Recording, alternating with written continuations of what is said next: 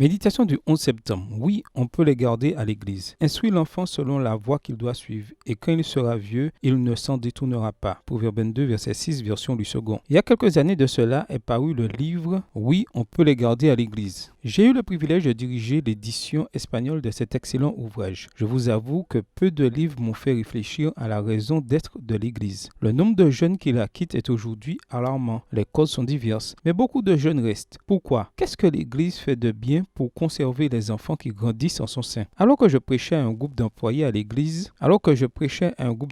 de l'église, je demandais combien d'entre eux étaient nés dans l'église et pourquoi ils étaient restés. Les réponses ont été intéressantes, mais la majorité confirmait la thèse du livre que je venais d'éditer. La participation aux activités de l'église, un solide cercle social chrétien, la mise en place d'objectifs de vie incluant l'aspect spirituel. Es-tu chrétien depuis l'enfance? Pourquoi restes-tu à l'église? Qu'est-ce qui t'a incité à persévérer dans la foi? Je pense qu'il est très important de répondre à ces questions pour l'établissement d'une vision du monde adventiste solide. Ce qui est sûr, c'est qu'il y a des choses que l'église fait très bien. Mais je crois que la déclaration de Proverbe 22, verset 6 détient la clé du problème. Instruis l'enfant selon la voie qu'il doit suivre, et quand il sera vieux, il ne s'en détournera pas. Ce verset affirme qu'un enfant ou un jeune peut avoir une véritable expérience spirituelle, c'est-à-dire qu'il n'est pas nécessaire d'être adulte pour grandir dans la foi. L'âge n'empêche pas d'entendre distinctement la voix de Dieu, ni d'être un instrument entre ses mains. C'est pourquoi l'apôtre Paul dit à Timothée que personne ne méprise ta jeunesse. 1 Timothée 4, verset 12. La fonction des parents est donc de favoriser le développement de cette expérience spirituelle chez leurs enfants. Une expérience de foi authentique n'est pas réservée à une hiérarchie ecclésiastique. Au contraire, elle est à la portée de tous les croyants. Alors, si tes parents te facilitent la vie pour que tu sois croyant, profites-en. Et si tu dois expérimenter l'évangile sans l'appui de ta famille, Dieu ne t'abandonnera pas. Quelle que soit ta situation, aujourd'hui, demande à Dieu de te faire connaître le pouvoir de sa parole pour que jamais tu ne t'éloignes de son chemin. Bonne journée à toi et que le Seigneur te bénisse.